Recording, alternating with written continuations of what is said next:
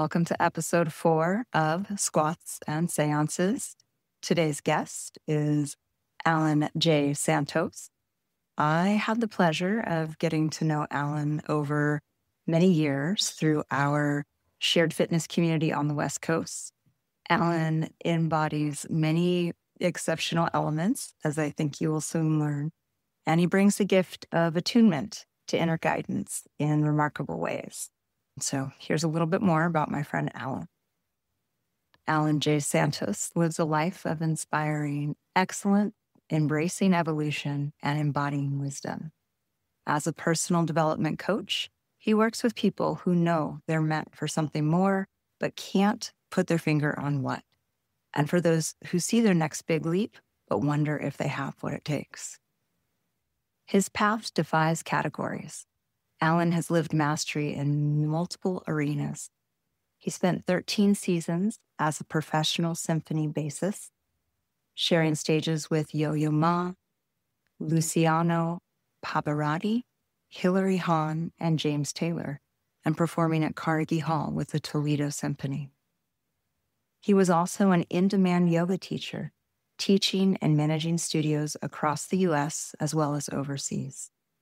As a yoga athlete, he earned a national top 10 ranking in the Vishnu Sharan Gaur international competition. At the height of his musical career, Allan hit a wall.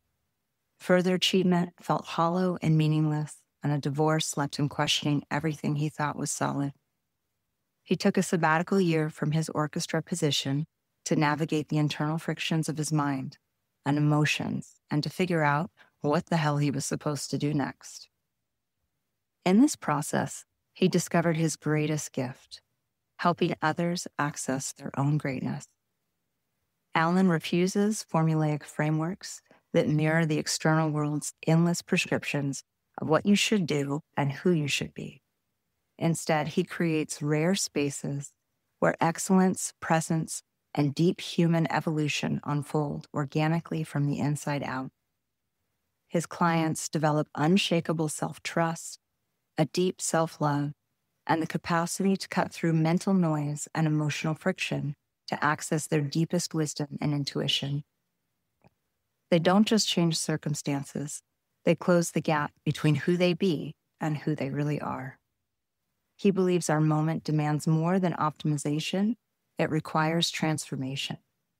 The radical act is unobstructed expression and the courage to reveal the parts of ourselves that are waiting to be seen. Wow, I am super excited to talk with you today, Allan. I love seeing your face again. It's been a minute. And I'm hoping that we can touch on multiple different topics, including perception, purpose, intuition, and living a life in the pursuit of greatness. So welcome. Thanks so much for having me. It's great to be here. Great to see you. I'm excited for your journey and just starting this thing and getting it out of the world. And also just thanks for the acknowledgement at the beginning of this whole thing. So ready to dive in and just excited to see where we go. Me too. And I'm learning some self-restraint as a baby podcaster. I love to verbally acknowledge my guests, and then I have to edit out all of my later. So you'll see me nod my head a lot. I may not audibly say anything. It just takes a few episodes of having to edit that stuff out before you're like, I don't want to do that anymore. And it takes so much time to edit these little tiny things out before you're like, it's just gone. It's amazing. Before we get into all of the beautiful philosophical things I want to talk about today, one thing that I'm asking every guest that comes on the podcast is, can you describe what gritty means to you?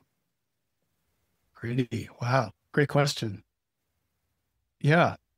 For me, when I think of the word gritty, it's not just a matter of endurance and pushing yourself through something, but it's like, there's something about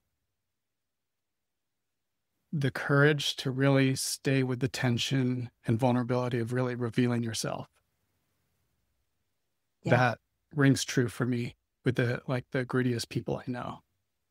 Yeah. There's something of their expression that comes through in the most challenging of circumstances, be that a physical act, working out, etc., or a cognitive act of staying with a problem long enough to solve it, or like a grand purpose, staying with that long enough, despite the challenges. So it's that expression piece that I think also part of grit that I really like. That's a good one. I love asking this question because it speaks volumes. Everyone has such a unique definition to themselves. Thank you for sharing that. Yeah. From professional bassist and yogi to what you do now as a professional development coach, that's a pretty radical pivot. And when I first read through all of this, instantly, my mind was drawn to the area of this pivot in your story. I just feel intuitively that there's so much there that could be unpacked. This was essentially the height of your professional career, and sort of the bottom drops out in your, at least in your professional life, maybe in your personal life as well. I was wondering if you'd be willing to share whatever you feel comfortable sharing about that experience and how this transformation happened for you. Yeah, absolutely. Where do I start?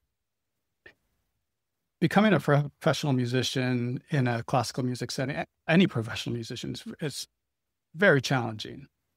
To be a professional classical musician, you've been playing your instrument since you were a child, and it's parallel to being a professional athlete. Mm-hmm. There's way more money at being a professional athlete, and there's way more spots. For a classical musician who wants to play in an orchestra, there are only a few orchestras in the United States, a few well-paying orchestras in the United States, and spots don't come available very often. So as a bass player, I might be lucky if I were able to take 5 auditions a year. Wow. On a really good year. Sometimes there wouldn't be any positions open at all. Maybe for a couple of years. Sometimes there'd be positions open for really like small orchestra. So because of the scarcity of positions available, there are a few hundred people showing up, a few hundred people who are very well qualified, have been practicing their whole lives, who are excellent at what they do. Basically any one of these people could probably do the job very well, but you've got a few minutes to get on stage and produce right there on the spot. So my whole life was geared around this, and that going through the motions of doing the training, going to grad school, actually getting a job, which I feel very fortunate. Yeah, it's just such a scarce environment that if you get a job, it's, wow, I really did it. And for me, it was like I'm grateful for it every day. Every single day. Is this like akin to becoming an actor or an actress? Essentially, Absolutely. There's a pool of qualified people. It's inundated, and you've been training your whole life. Maybe a better parallel, I'm thinking like an Olympic athlete. These are the people that their parents started them in these areas when they're small kids. How young were you when you started playing? I started playing electric bass. I started very late, actually. So I started playing electric bass in high school. I started piano when I was very young, but it's like a few years of that. So, no, I don't want to do that. But I picked up electric bass in high school, and then very quickly on, my teacher was a jazz player, and he said, you should be playing upright bass too. And I started there and then really dove into classical music. So I was learning jazz and classical and playing electric bass, just playing all the music. And then when I got to college, I started focusing on my classical technique. So I made it into orchestra, and just a joyful experience of doing that. And going on, at the very first years, it was really just, I need to learn the repertoire. There's a standard repertoire that you have to go through.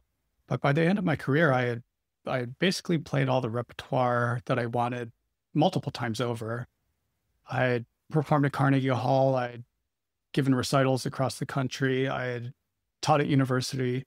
So all these things. I wasn't dissatisfied with my career. I thought I would be doing it for the rest of my life. But there was also a question of, wow, I spent so much time and energy at the expense of a lot of different things, focusing on this craft of music. And now that I've done this and checked a lot of these boxes off of all the things I wanted to do, there was just a question. It's like, hey, I think I have some space to do something else. What would I be interested in? And yoga, I was a yoga student for about 7 years during my during my music career, which is very helpful for just my body was so messed up. So, a stool and hunched over this huge instrument. So that was really helpful in a lot of ways. Just my body felt great. my mental capacity was really like, I felt like I was in flow again. And so this question of, what do I have the space for next? It's like just exploring different things. I started to teach yoga. I'd never wanted to become a yoga teacher. Oh, Then interesting. all of a sudden it was just like one day I woke up, I had taken a class and was in the shower and this sort of hit came. It's like, oh, I guess it's time to become a yoga teacher. I love these universal hits because I had one, which is why I'm doing this podcast. It happens so often to so many people. I feel like no one talks about it. So you got this huge hit and this is what I need to do. What type of yoga did you start teaching? I was practicing Bikram yoga exclusively. So I went to the teacher training. It took a little while to get the finances together and the time too. It was a significant amount of time, nine weeks.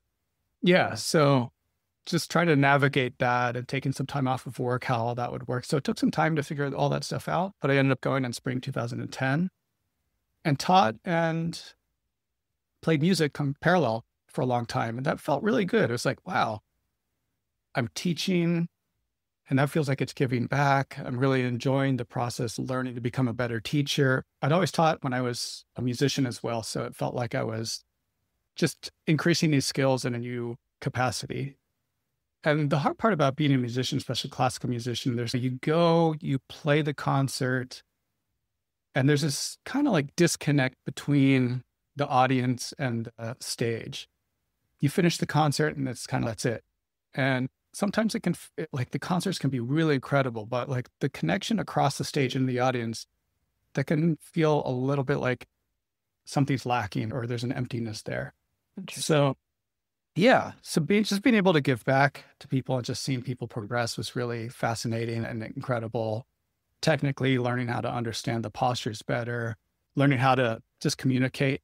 It's like when I say lift your right hand up and someone's I laugh because my life as a coach. Right. There's all stuff like that. We have a hard time with the brain-body connection and just learning how to communicate in a way that transmits that was just like I was fascinated by that exploration and just really loved it.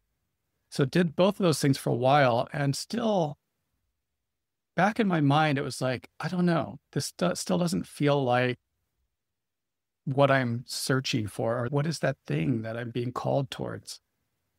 And while I'm trying to answer this big question, I was married for 13 years and with my partner for 7 years before that. And our life paths were just going in different directions. Nothing was wrong with how we were treating each other. There was a lot of love there. But it's just like the marriage part of it wasn't working anymore. So realizing that during the midst of all this stuff was just like this tremendous, we ended up getting separated for a year, eventually leading to divorce. But it was this really just tumultuous time. That's upheaval everywhere. Yeah. And looking back on it, I realized, wow, all these years as a musician, that identity really gets calcified. It's who I became known as. So I was left without my partner. It's a huge sort of shift in identity, trying to figure out what can I do next? And I took that sabbatical year that I was talking about. I was like, I can take a year off.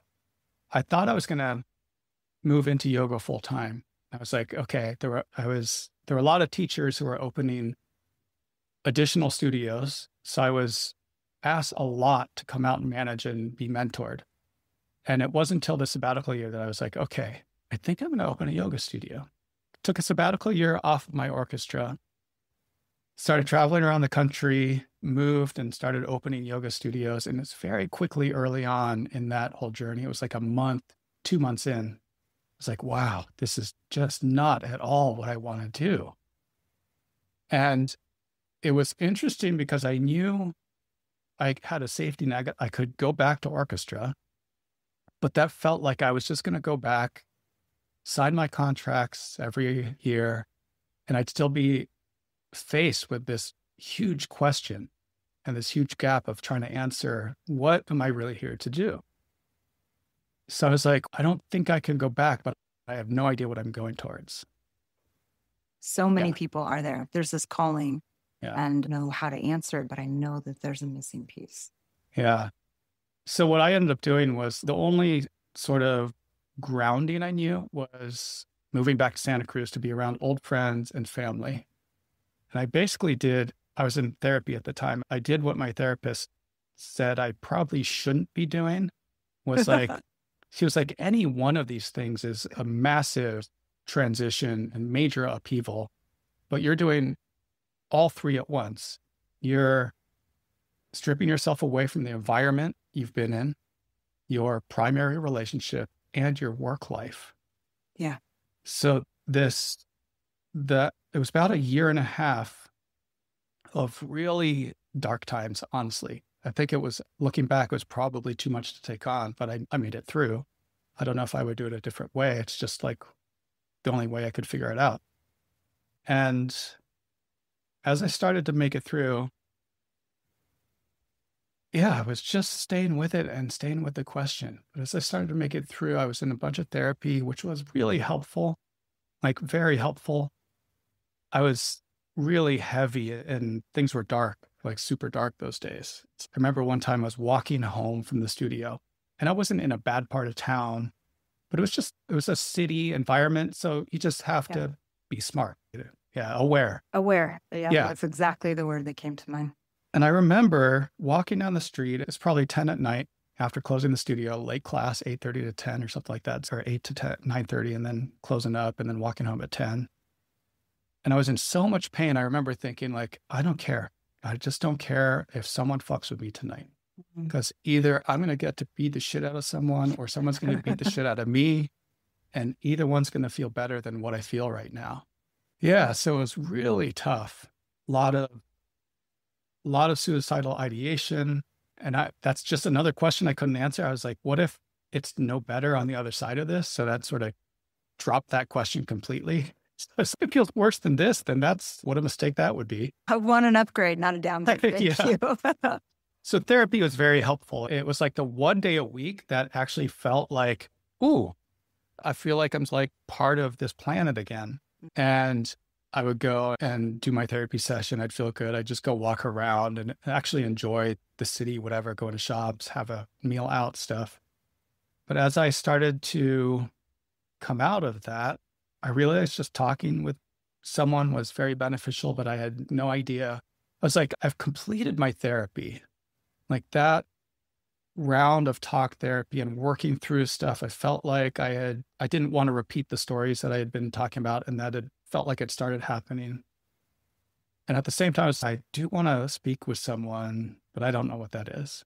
And in the meantime, like a bunch of friends kept saying, man, the best thing you do is you help people with whatever they're asking about, whether it's like their yoga postures, a lot of musicians would ask me to listen to them before preparing for recitals, before preparing for auditions. And one of the things I was asked a lot about was, how do you remain so calm on stage? So it's there's a lot going on inside, but it's very calm on stage. I had no physical manifestation of my nervousness on the inside. So I was asked about that a lot. And I was like, I don't want to be a teacher. I know that yoga seemed like that might be a thing and followed that. I also knew I didn't want to do like a 4-year degree. I kept thinking about psychology, something like that. And that just felt like I wanted to do the thing now, not in 4 years. So where you're at now, this is where that came from? Yeah. Out of that darkness, really. It took a while to I like this idea of you have to collect the dots before you connect the dots. And I just had a hard time. I had a bunch of dots and I couldn't connect what they were. So it took a while to be able to connect, like, what is actually going on here? And go beyond the identity pieces of, it's not a teacher, it's not this. So what is it that I'm doing around people all the time? I just don't even notice it. And it really was that piece of, hey, when I step in a room, somehow the game changes for everyone, no matter what I'm doing. I don't have to be teaching. I don't have to be doing anything. I might just be moving in a space. I might just be hanging out in a space, and somehow the space is elevated. What I hear you describing, for me, I identify that as energy. Yeah. Your energy was at a vibrational level that people around you picked up on it.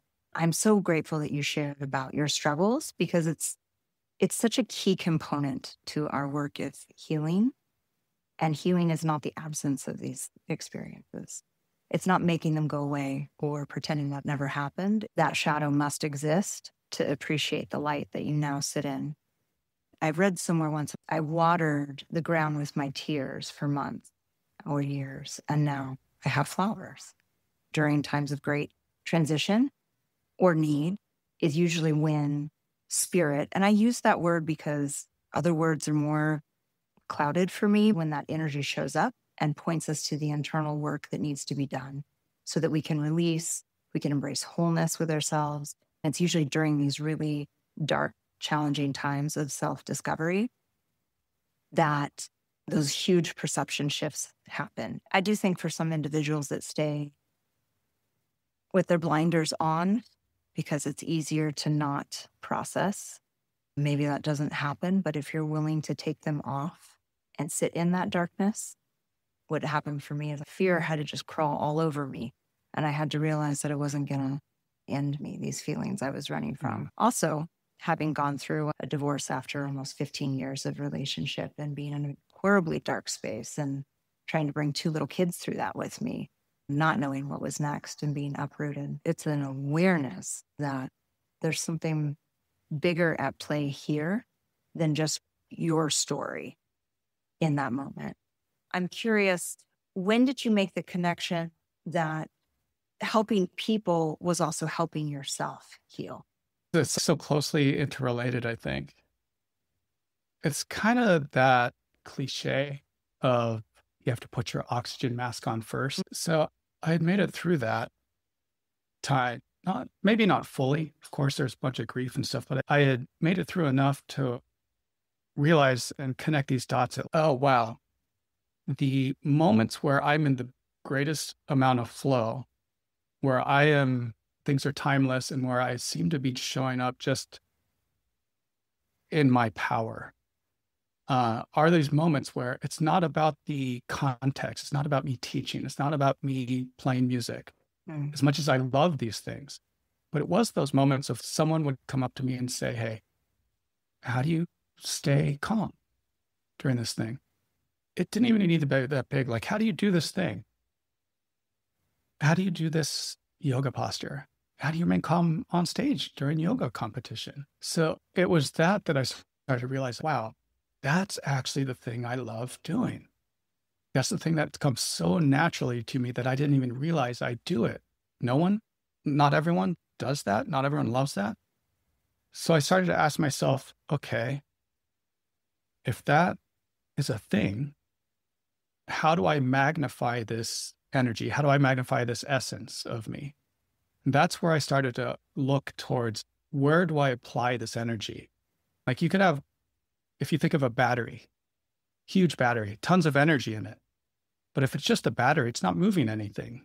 You have to apply the battery to some mechanical thing for it to be able to move something.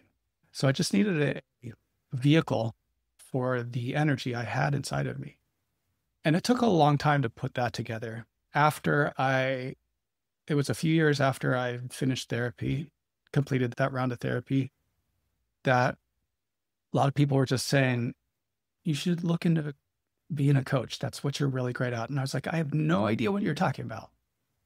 And every time I would look into it, it was just as weird as the yoga industry. Like you can go to be certified as a yoga instructor right now. You can just go and do that right now without ever having seen a body, talk to anyone. You just get a certificate. There's also like very rigorous yoga training that take multiple years and real dedication to mastering the craft. So I was inundated with a bunch of what looked like shady stuff about the coaching industry. And it took a really long time to understand this. Oh, wow. No, there's some really rigorous, very professional organizations doing some really good work.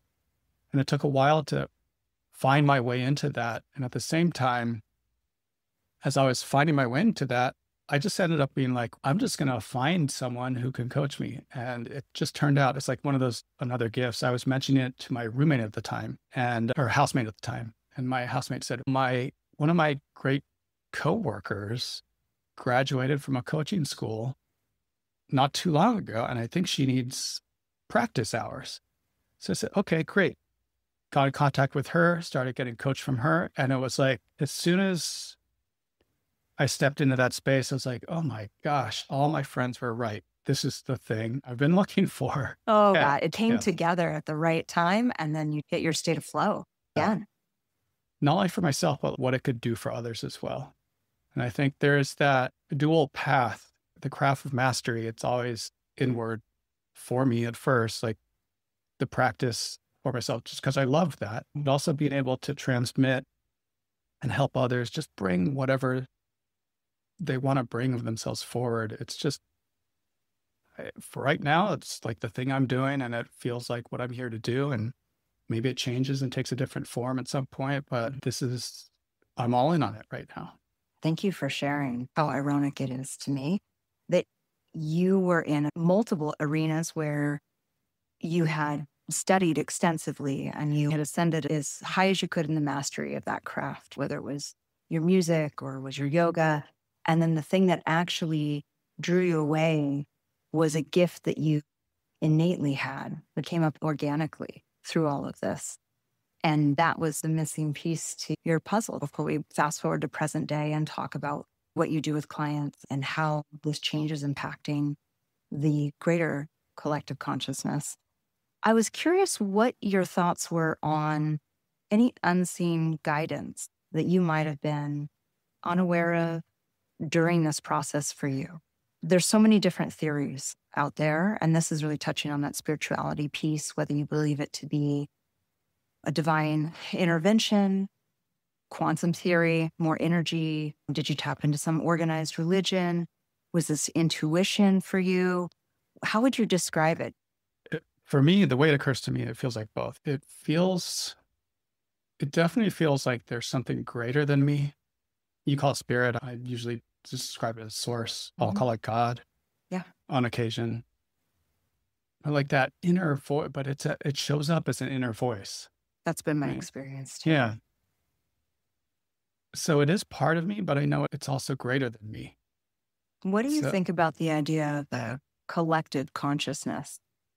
That's something that I had never entertained before as an idea. And in my own spiritual path of feeling guided by something bigger than myself, which I also would attune to like a source, a place of coming from. For a long time, I thought it was outside of me. Then I had one day during one very profound meditation, a realization that everything was coming from in me. And it came from a place in me that was connected to everything else. So within, but also outside. What are your thoughts on that? I think that's really beautiful. Oh. I have this declaration that I speak to myself every morning. It's like, I am everything and everyone. And I do love that idea that we are all an expression of source. Source is just infinite light, and it gets refracted into, if you take a prism, the light comes through and it gets refracted into these different colors. So the light that is source, each one of us is this different color of source. Analogy. Yeah, I love that idea. And it holds up for any of my science geeks out there. Go read some quantum theory. We are photons. We are made of light. And it is something that science is now able to really understand, that I think our more spiritually connected among us have known for a long time. Yeah, that sort of blurring between that kind of quantum mechanics, physics, all that stuff, and spiritual ideas that are millennia years old. That is a really interesting gray area. The overlap of those two areas is just fascinating to me. In some ways, it feels, wow, science is catching up to deep mysteries that have just been, we've been trying to put words on for many years, and there are no words to the thing. Sidebar, have you read anything recently? I have been working through Body of Health by Francesca McCarthy. I'm probably not saying her last name right. She runs an intuitive medicine clinic out in Northern California. She really goes deep into some of the quantum theory of light and how our bodies are really made, all of that. And it's been the first person that I've read that's been able to put together the science that I love so much with some of the non-materialistic things. I know these are connected, but I don't understand how. Do you have any suggestions for anyone that might be wanting to read something? Not so much that ties together scientific rigor, Western thought, and that kind of spirituality. David Hawking's books come to my mind. Very extensive body of work. I've only read Letting Go and just pieces of it at that. That might be a good, if you're looking for something or along those lines, just go check out some summaries on Amazon, see if anything gives you a ping, see if you're pulled to anything. That's my light reading before I go to bed at night. That's what a great thing to put in your brain as you drift off. There's so many things. Yeah. So many theories out there. I guess I had my blinders on. If you're okay, I wanted to jump to present day. So you're fully vested in this work of personal development and working with a pretty diverse client base, I imagine. One of the things that we were going to talk about today was what it means to live a purpose-filled life from the inside out. That seems to be one of the foundational hallmarks of what you're doing with clients. What does it mean to live a purpose-filled life from the inside out? There's a beautiful parable I heard not too long ago. I can't remember the country of origin or the ethnicity of origin, but it basically described like a baby comes into the world with its hands closed because it has a gift to give to the world. Every baby it just has something to give. And I thought it was, really beautiful and really touching. Yeah. And I think fundamentally, that's the ground I stand on and how I want to see the world. Each of us has something to give that is important. I don't care about the magnitude. Like we get these ideas of it's got to be this massive NGO that is building schools in Africa and creating all these different blah, blah, blah, blah. If your gift is being the best father on the planet, that is an incredible gift to give. So it's like just understanding what the true essence of you is. What are you really here to do? And getting down to that takes some time. It takes some energy. It takes a willingness for the other person. So we get stuck in the world's expectations of what it wants from us, be it our parents, our friends, our schools, our churches, our religion that we adhere to, practice, the institutions we belong to, our communities. Every one of these has an idea of who we should be. But do we actually take the time and do the work to really have a fundamental understanding, not only of who we're being, what we're doing in the world, the actions we're taking, the effect we're trying to have, our strengths and our weaknesses, but who we really are at a fundamental ground level. So I think it starts with, that's the orientation of the work, really trying to understand who the person is. And starting with that, I really love, one of the things I love about my approach to the work is it's not only that, like that's enough in and of itself, but where I really love to work and where I feel like I really thrive is also understanding the magnifying glass. So we found the light. How do we put it through a magnifying glass and have it shine and really make the impact you're here to move the world? Like one of the beautiful questions I have for people is, what is the world you want to live in? And as you start to take a look at that and say, oh, I'd love to live in a world where fill in the blank. And if you spend enough time on that, you're going to get to something really beautiful that you have agency to create, even in the smallest way. Yeah. So finding the leverage point, that essence can make the biggest difference for the most people in an effort to make the world a more beautiful place. And that's like the artist in me talking. It's like, just want to make the world a more beautiful place. I think that's like if I had to summarize what happens in the work. That's so good. Yeah. I think most people walking around are zombies. It's like we have our head underwater or we have those blinders on. We're not asking these big questions. We're like, I just need to get through today. And I just need to get through tomorrow. And then after you've done enough todays and tomorrows and you realize you're on a hamster wheel and you're really not very happy and you're not really sure what you're doing or why you're doing it. When your clients come to you, is this sometimes the first time that they've ever had to pause and think, what do I want? And often do they just not know when they get there? Well, there's this kind of spectrum of people I've been working with lately, especially where life is pretty good for that. It's not a crisis moment for anybody that I've been working with by any means. Life looks pretty good from the outside, like all on paper. It's like, wow, pretty freaking accomplished person. But it's that nagging sense that time is running out and there's something in there that they haven't, there's potential that they haven't accessed yet.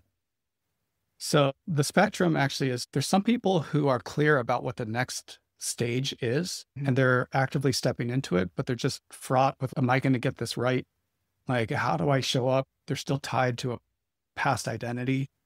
And there are like hints of people pleasing. And then also on the other side is like imposter syndrome, all these different kinds of I was going to ask ideas. if that came up. That would be a big one. Yeah. So as they're stepping in, it's just, I know I can show up really powerfully because this is the thing I want to do, but I'm nervous about how I'm going to do that. And then on the other side of things, it's like just that time, it feels like it's running out. I'm not sure what I'm supposed to do next. And the thought of me doing this thing that I'm doing for the next year seems fine, but 5 years from now, maybe not. 10 years, that's going to be a major like bummer. If I'm doing the same thing I'm doing in 10 years, then what the hell am I doing with my life? So there's a little bit of a spectrum there, but the essence of it is still the same. Someone trying to reach in and unball their fists and give the gift that they're here to give. Yeah. You had a quote on your LinkedIn page that I love. Can I read it real quick? Yeah. Kind of share. This is a really good segue. So you said that true transformation happens at the intersection of rigorous self-inquiry, deliberate practice, and unfiltered authenticity. I hope people first remember who they are, and then we keep going until they then live, speak, and create from that place with unapologetic courage and beauty. I read that and I was like, yes, unapologetically, authentically being themselves, because when you are and you're in that presence, things just flow after that. Doors open that weren't necessarily closed before, but you couldn't even see them. Unapologetic courage in particular. What does that look like when you work with your clients or for yourself, if you have an example? Unapologetic courage. So when do we need courage? And let's start there, because there's two words here. There's unapologetic and there's courage. So courage is just the ability to be scared and move in the right direction anyway. So unapologetic, when I think of this in the context that we're talking about, if we're moving in the direction that we're meant to go despite the fear, and that direction is us truly giving the gift that we're here to give, being unapologetic about that is like being unbothered by others' opinions and judgments, your own included. I feel like that one is the hardest. Yeah. It's the versus ego voice, that imposter syndrome. And that's actually one of the questions I wanted to ask is this resistance that comes up is usually, in my experience, it's internal, self-sabotaging. If I could do this thing, but maybe I'm not the right person. Maybe I just don't want to be uncomfortable right now in my space. How do you help clients bridge that gap? So every person's unique, right? So it takes a while to understand the person and how do they see the world? How do they see themselves? But let's say Bob is sitting here on our podcast with us. Hey, Bob. Yeah. And Bob says, I want to do this thing, but I'm freaking scared as hell. I feel like people are going to judge me and this and that. What would you say to Bob? What would I say to Bob? Yeah. That's a good question. I would tell Bob, you won't know unless you try. And I would also tell him that everyone else is probably more concerned about what other people are thinking about them than what they're going to think about Bob. Ultimately, underneath what you're speaking is like, Bob, you're going to be okay. So you just say, Bob, I know that's all normal stuff. And you're going to be okay. I think that's the first thing, to give it space for it to be okay. And that's the thing. Like if like someone's a parent, their kid comes up to them and has those kinds of fears, they have a response for that. They don't run from it. They're not like, what the fuck? Get the fuck out of my face. But that's what we do to ourselves. We have So no the patience ability, for ourselves. yeah. So the ability to just widen and make space for that part of ourselves. And hey, it's okay. I see you. You're going to be okay. Yeah. Just a little bit of space for it.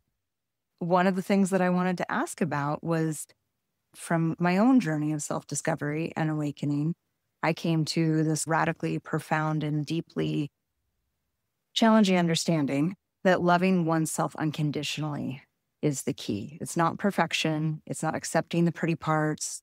It's showing up for the dark and the ugly and the parts that you want to keep hiding and embracing those feelings instead of squashing them down and running from them. I feel intuitively that the work you're doing is really built on this. And essentially, you're helping souls reconnect the wiring of themselves and being okay with themselves first, so that then they can go out and be there in these other capacities. What are your thoughts on this kind of radical self-acceptance, creating a springboard for unlimited success in a material world? Yeah, I think love, self-love is really at the heart of so much of just showing up as you. I can't remember the exact quote, but this woman, Emily Kwok, I was working with her. She was one of the original, she was a woman in Brazilian Jiu-Jitsu decades ago. So she was one of the few women entering into this like gritty. Oh, I'm instantly a fangirl. Yeah. You should check out our podcast. It's called Master and Apprentice. I'll send you the link. Really beautiful conversations with her. One day we were talking and she mentioned to me this beautiful quote, something, I'm going to butcher it, but the essence of it was something like, showing up as your true self also includes all the parts of you that give you trouble. And I think the ability to not run from who you really are, all these things, even our deepest fears about ourselves, but actually including it and incorporating it, but understanding that we're much wider. We have the space for that. Sometimes I'll talk about it like if you took a small glass of water, let's say 4 ounces, and you had some food coloring, and you dropped 1 drop of red food coloring into this 4 ounces of water, what happens? You're going to get red water. Yeah. Water turns red. If we out on a boat in the Pacific off the Santa Cruz Pier, and we drop a little drop of red water in there, red food coloring, makes no difference. We don't realize that we're as deep and infinite, more so than the ocean, actually. And that we can actually have the space for all these parts of us to be just like a little drop of red food coloring. Yeah. And yeah, the path to really loving yourself, like it is, there are the external things. Like if you go on Instagram and type in self-love, you'll see people taking bubble baths and lighting incense and doing their I wish it was that easy. Yeah.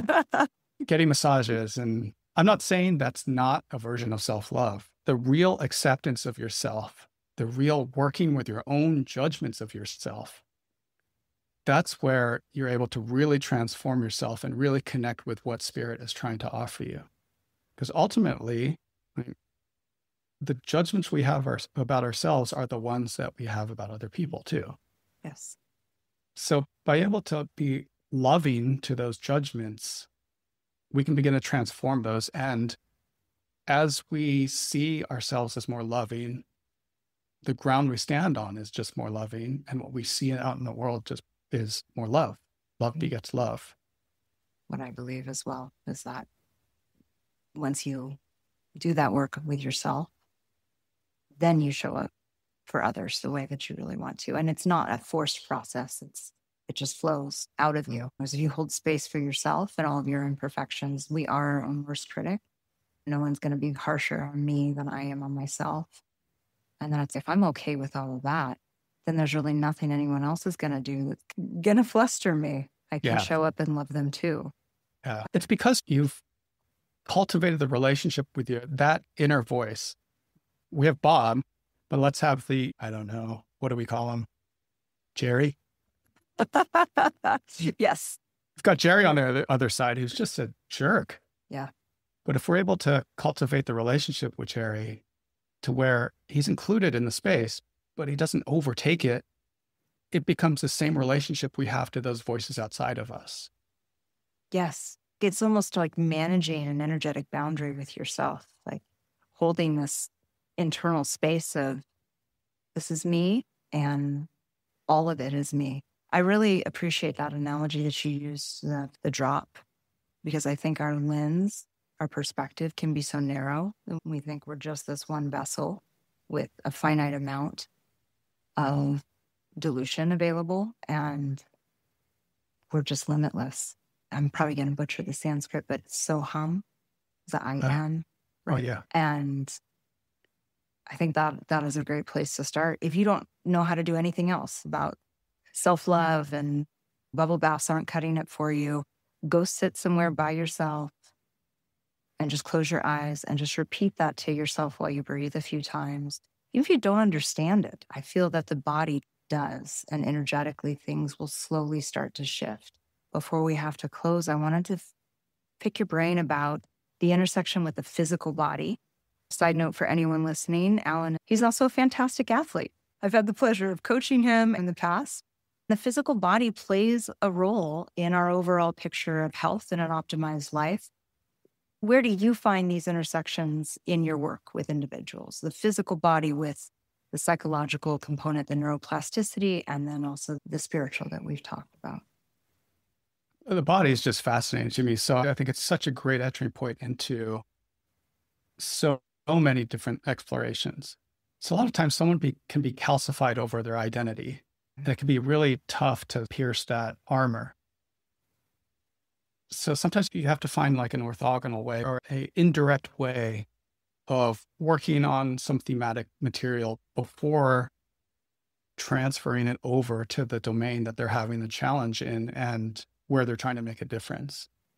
I know that sounds very conceptual, but it makes a lot of sense to me. For me, it's central. It's also, if you imagine you're just a brain and a central nervous system in a jar, it's hard to imagine, but if you take a second to imagine that, it's like, well, what kind of a life is that? I mean, you get to think, yeah, you get to think all the things, but like you don't have a body.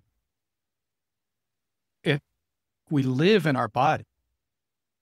We move through our body. So our body is the first expression of us. So just the way we treat our body, first, it's the container. So if we take care of it, just on a mechanical level, the better we take care of it, the longer it's going to last, the more time we have here. So just on a very simple, that makes sense to most people. Like, that would be a good baseline to start with. We don't all do a great job, but like also the body and mind are actually one thing.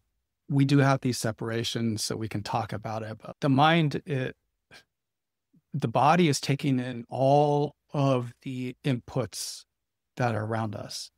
It's the thing that's seeing. It's the thing that's feeling the temperature. It's the thing that's sensing. It's doing all of this stuff before we can consciously think about it. And a lot of it's getting processed, but not filtered into the conscious. Correct. So part of it is starting to bridge the gap also between the subconscious and the conscious. That's where tapping into intuition. And intuition can be like this tricky, slippery thing. Shit, I have these experiences where things click and you can actually train it. Yes, you can. Right? Yeah. So one of the things, it's like, how do you do that, you can start just being with your senses. And that's the first thing. We've all probably had this experience of feeling, I don't know, like an intuitive sense of what to do next. Good example. Wow, I just met that person. He didn't feel right. She felt off. That's our intuition talking to us. Or like sometimes we'll go into the fridge and say, is this good? Date sounds right.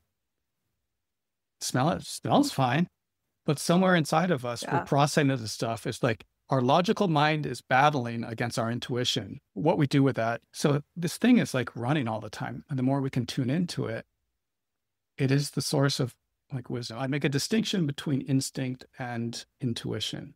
Yeah. Instinct is the thing it's important. It is I don't want to call it a lower level of intuition, but it's like a more baseline. It's trying to just keep us alive. Your reptilian brain is just like body function, respiration, heartbeat.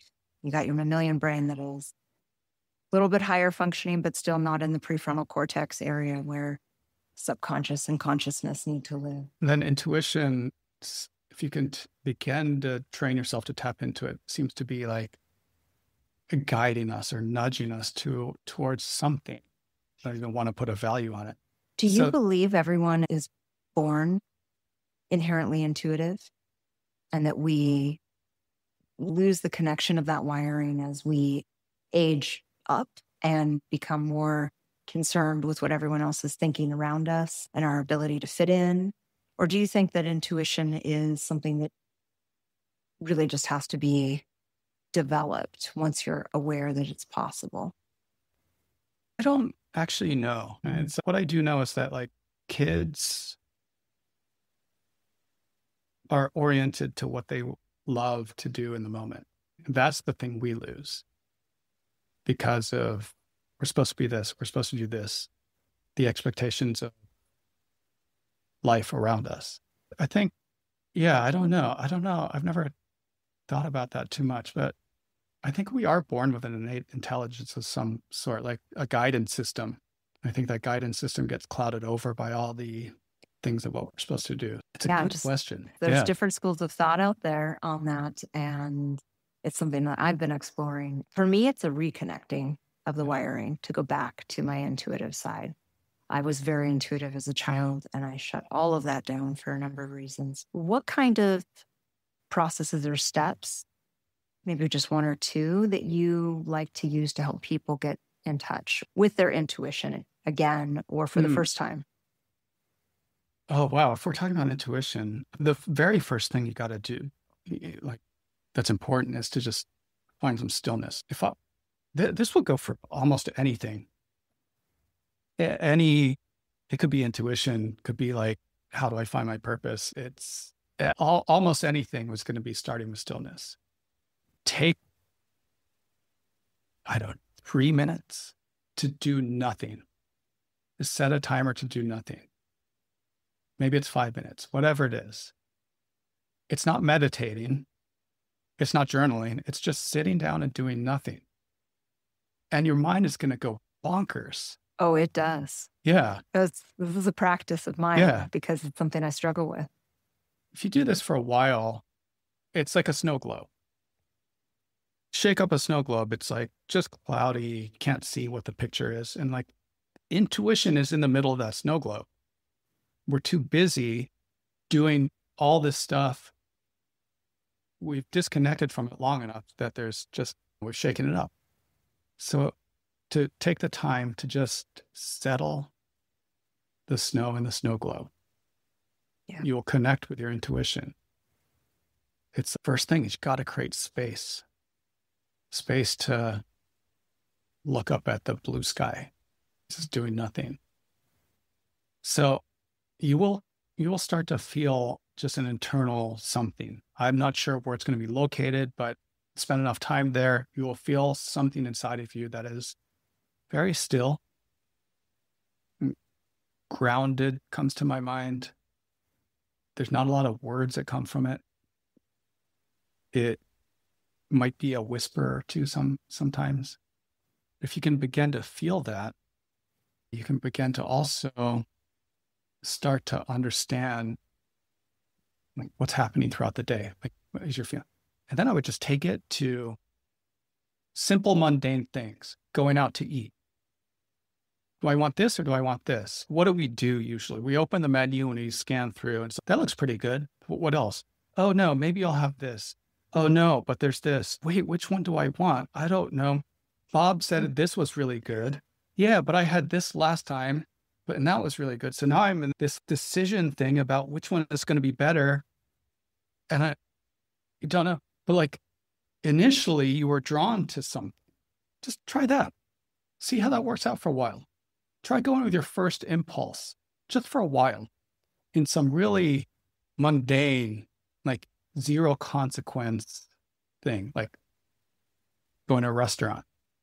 We get so hung up on all of these decisions that we have to make and we overthink everything. Have you heard of the concept of using physical feedback from your body as a way to guide your decision through intuition? Asking your body a question, saying, body, show me yes. And then maybe you lean one way or your balance shifts one way, or body, show me what is no. And when you ask then question of yourself, maybe it's just, do I want to go get coffee? Yeah. What do you think about that concept? I think it's a very good one. It's not one that I necessarily practice in that's not necessarily true. Well, if you stuck out your arm straight ahead and you had a friend ask you, do you like eating dog shit? No. And yeah. And if you press down, there's going to be like a response. But if there's a yes question, do you love this podcast? That'll have a different response. Then you start to orient, oh, wow, that's my central nervous system. It feels weak when I don't like the thing. And it feels very strong and stable and sturdy when I do. You should try this with people. Yeah, I'm going to. This thing is happening all the time. Our body is taking in information. Our mind's trying to process stuff, but this has its own sort of agenda. Another thing to do is just orient, get a range of, if you sit down and think of, maybe it's not the worst thing you've been through, but like a tough time, something that's challenging, and you sit with it and put yourself there as much as you can. Take 5 minutes and see what it was like being there. How'd your body feel? Start to get a sense of the physical sensation in your body. Start to get a sense of the emotion you felt.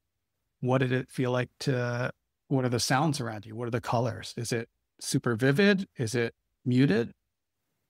And then just give it a rating. Like that challenging time, get a rating from -10 to +10. And maybe it's a -6. Then you have baseline of, okay, that's what a -6 feels like. Then you go the opposite direction. What is a really fun time where I felt like I was in flow, where things were just taken care of themselves? You get a sense of what that feels like in your body. And you really have to take the time to really imagine and make that moment present. But then you have a couple points of reference. Then you can begin to traverse the day and understand, whoa, I'm in a -2 right now. What's going on? Emotionally, what's happening? Okay, I feel this. What are my thoughts? Oh, I just got cut off in traffic and I think that guy's an asshole. Whatever it is. Oh, wow, what's this? Oh, I feel really good right now. What is that? That's a 7. Cool. What happened? What am I? Oh, I feel this like opening in my chest. I feel light. I feel happy. That's the emotion I'm feeling. I feel joyful. What's going on? What are my thoughts? Oh, like this is the circumstance. This event just happened. That'll start to give you some feedback as well. And another way to navigate. We're always trying to like logic our way into things, which is not a bad thing, but it's one piece and there's a whole other intelligence that is there for us to cultivate and listen to. I like to think of it like, I use this example all the time. If you imagine a basketball player, best in class, extremely good at what they do, except for you notice he's been playing with his right hand, only his right hand, dribbles, fake everyone out, goes up, shoots all the shots, three-pointers, one hand. And then you go up to him and say, hey, man, you're so good, but did you realize you could also play basketball and do all the things with your left hand as well? His game would take off. Yeah. Like, it may take a little bit to on-ramp that skill, but like just using our mind is playing basketball with one hand. If we can begin to cultivate a relationship to our body and really sense things and move through the world through this intelligence, or you unlock so much. Wow. Allan, this has been such a treat. I feel like you and I could just talk and talk. Yeah. You have given us such an incredible amount of wisdom and information. I have no doubt that people are really going to enjoy listening to this, especially those that are listening to this podcast tend to be the individuals that are asking these questions, wanting to know how to get in touch with themselves, wanting to understand what their role is in this greater universe picture. I think it comes back to that self-seeking piece of who am I first? Yeah. That's what I have to learn first. Yeah. My body, my mind, my beliefs. What do I want? Yeah. Anything else you want to add in closing? No, not really. Just thank you for the conversation. It's been really awesome. Yeah. It's been great. Please, we will definitely have to do this again. When concluding, I always like to tell listeners where they can find my guests. And so I want everyone to know that Allan has a Substack account. He's called An Inquiring Mind, where he explores the intersections of inner mastery and outer impact. Email list where I post a little bit more personal stuff, like what's going on, as well as just things I'm thinking about. Substack is a little bit more developed pieces. If you go there, I would really invite you to check out at the very entry of that Substack, The Inquiring Mind, there's a 12-part series called Seeing, Being, Doing. And if any part of what we're talking about resonates with you, probably explained more in depth in that series. So I'd go check that out. There's a lot there. And if you spend a year, you can spend a year just going through that, take one article each month, and you're going to be in a fucking awesome spot when you get through with it. Oh, I think I will do that myself. Yeah. And you've also got your podcast. Yeah, I have basically like one season of a podcast out called Touching Greatness. I really enjoyed talking with some of my colleagues from all these different domains I've been part of, some of my own coaches, some other people that I've just had brilliant people who I've just had the honor of meeting at one point or another. So it's some really incredible insights in some of those conversations. So yeah, and I invite you to go check that out. Just scan through, see if anyone just like nudges you to listen. Thank you for sharing all of that with us. Is there anywhere else that people can reach you? Do you want social media, email? Yeah, on social media, not on Facebook much, but on Instagram these days, Allan Jay Santos, I think it is. Yep. Same with LinkedIn. My website is going through a bunch of major changes right now, but you can look there, allan@jsantos.com. And if you want to reach out for any reason about any questions or anything really, I enjoyed the conversation. You can reach me at just my email, Allan, ALLAN, @allanjaysantos.com. I'm going to include links to everything in the show notes so people can click and find you as well. It's been great to see your face. And thank you for everything you shared today. I feel like it's going to reach the people that need to hear it. And thank you for your time. Thank you. Namaste.